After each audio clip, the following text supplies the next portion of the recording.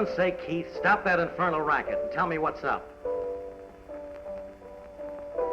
Must be something extraordinary to provoke you to such musical lengths. This infernal racket, as you so delicately put it, Rollins, happens to be one of Schumann's famous melodies. I think I played rather well. And something important has turned up. I knew it. That fol-de-rol at the piano only confirmed my suspicions. What is it this time? Something exciting? One of the most incredible cases I've ever been called in on. Good, good. Mystery, I hope. Mystery it is. And unbelievable. Wonderful. Wonderful. Unbelievable mystery. Well, come on. Let's have it. I received a message from Inspector Thorndyke yesterday, and I dropped in to see him. The inspector seemed a little bit upset. He had every reason to be, as I learned later. Well, what's up, Inspector? Plenty. I'm going nuts. The inevitable ending to one in our profession. What is speeding the day? Well, I suppose you read the death of Senator Bentley yesterday. Yes, I did. A great loss to the nation. Bentley had more common sense than any man in Congress. You know, we're going to miss him.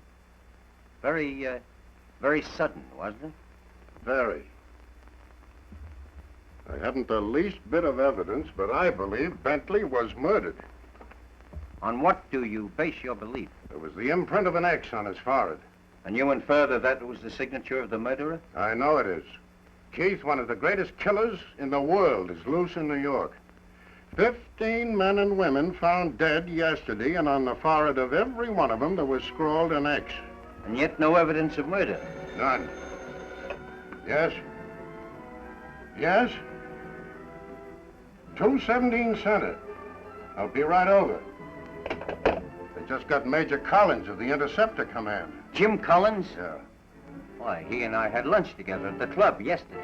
Enemy X is killing the kind of people we can't afford to lose.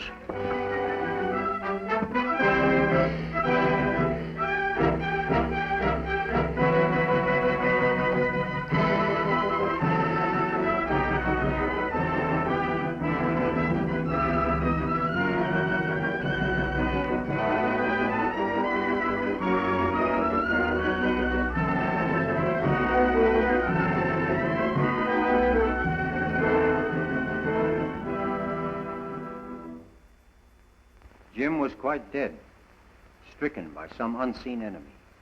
But I say, things like this just don't happen. Unfortunately, Rollins, they are happening. And in every part of this nation. Over 400 people fell victims to Enemy X yesterday. There were 400 died the day before. There will be 400 today. 400 tomorrow. But that's unbelievable. It's the bitter truth. At this rate, 155,000 men and women of the United States are doomed by Enemy X to die this year. Men and women of all walks of life. The poor, the rich, the famous, the unknown. Even you, Rollins, may be on the list. So may I. But what can we do? What can we do? All right, 10 minutes, Frankie. Save the line. Save them. 10 minutes, everybody.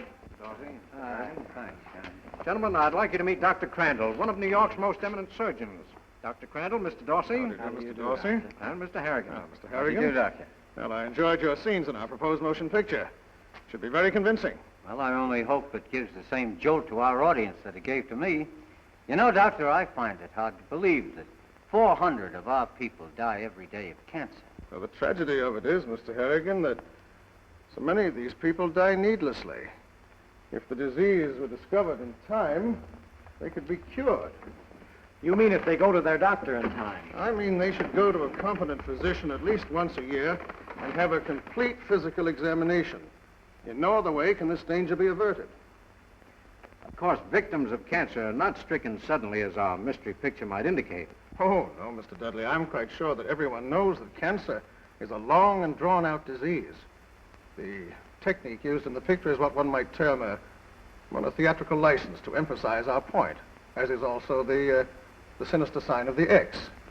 Each serves to illustrate the treachery of this public enemy known as cancer. But there the allegory ends. And make no mistake about the point of the lesson. Just as surely as if they were slain by an unseen enemy, 155,000 of our people will be killed by cancer this year. If, as you say, Doctor, many of these could be saved, it seems to me our job is to awaken them to their danger. You're exactly right, Mr. Dudley. This is a struggle of life and death, and we cannot win if we're afraid, or if we're ignorant of our enemy's method of attack. Neither can we win by complacency. We've got to jolt the people into action. You mentioned fear, Dr. Crandall. Do you mean that men and women are afraid to go for an examination? I wish I could tell you of the hundreds of instances that have come to my attention. Men and women who came to see me, but came too late because they were afraid. Or, as in the case of so many women, a sense of false modesty kept them away. They make false modesty an ally of death. Let me get this straight, Doctor. If a man or woman feels in good health, should they still have a physical examination? Well, it's precisely those people we want to reach. Until certain symptoms appear, no one is aware that cancer has begun. To be certain, and remember, this is your life, you must have a complete physical examination once a year. There are so many questions I would like to ask, Doctor. Questions I'm sure that everybody would like to ask if they had the opportunity. Well, we wish everyone would ask questions, Mr. Harrigan. Cancer is not something to be spoken of in whispers. There should be open debate, public discussions, such as recently took place in one of our major networks. But it's very important that these serious diseases should be brought out into the open. In fact, we ought to talk about things like cancer. We ought to talk about it. We ought to organize knowledge about it. It's important that it be talked about. It's necessary for the state of the nation. You're quite right, Mr. Bryson. Everything concerning cancer should have the widest possible publicity, because only in that way can the citizens of all the Americas obtain the knowledge necessary to fight this enemy. You're in a position to know, Dr. Little, if you're managing director of the American Society for the Control of Cancer. Is there real progress being made? Very definitely, Mr. Bryson. The people of the United States and of the Latin Americas are coming to be more and more interested in the problem of cancer control. They realize that cancer isn't a hopeless disease, but that it's curable and in fact is being cured when discovered and treated in time. If I might add to that, Yes, Dr. Binkley. an equally encouraging factor in our fight to control cancer is whereas 10 years ago we had only a few clinics serving our people, today there are nearly 400 qualified clinics serving our people. The research laboratories have kept pace, added to which is the really magnificent work of the Women's Field Army. The Women's Field Army sounds like a fine enterprise, Mrs. Illig. You're national commander of it. Can you tell us something about it? Well, the Women's Field Army, Mr. Bryson, is a voluntary group banded together to fight cancer. Each of our 200,000 members, and we wish that we might make it 1 million, pays $1 a year as a membership fee and pledges to work for the control of cancer. Well, Mrs. Illig, you've got 200,000 women enrolled for a fight for cancer control. What is it that these women really do? Within the limitation of our funds, which are hardly adequate for the purpose, we endeavor to keep the message of cancer control constantly before our respective communities. This we do by serving as an information center, by seeing to it that no one is without proper medical treatment, and by everlastingly pounding away at the necessity of everyone having a complete physical examination yearly. Mrs. Illig, I hope that in every community where your army is not already established, some public-spirited women can be found who will do there what's being so splendidly done where you are underway. This has been very interesting, and of course it's much more than interesting, it's extremely important. I'm sure that everyone feels that it's an encouragement to know that we have the scientific ways now of controlling cancer, that we know how to enlist the interest of everyone. There are so many questions come to mind, Dr. Crandall. But first, and most important, what are these symptoms? How will we know? There are certain indications, Mr. Harrigan, that we must lock in our mind and forever remember. If you have a persistent lump or thickening, especially of the breast, see your doctor at once. Watch for any irregular bleeding or discharge from any of the body openings. A sore that does not heal, especially about the mouth or lips or tongue, is a danger signal.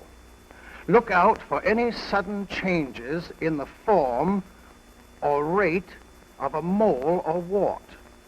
And finally, be wary of persistent indigestion, especially when accompanied by loss of weight. However, I must emphasize that these symptoms are not positive proof of cancer. But don't decide that for yourself. You must be guided by your physician. Thank you, Dr. Crandall. I feel better about this now that I have a little knowledge of what to expect and what to do. And everyone will feel better, Mr. Dorsey, once the fear of cancer is removed and the whole program is brought out into the light of understanding. I want to thank you too, Doctor. And I hope our little contribution helps in the fight. Well, I'm sure it will, Mr. Harrigan. This is a fight in which we must all engage. This is war, and we must face the enemy with courage. We are making progress. We are saving lives that might have been lost. We have every reason to face the future with cheer and hope and confidence. Hit the light. Stand by, everybody, for the scene. All right, Bill, now let's take a retake on that one. I think we get a little better. A little better? Let's see.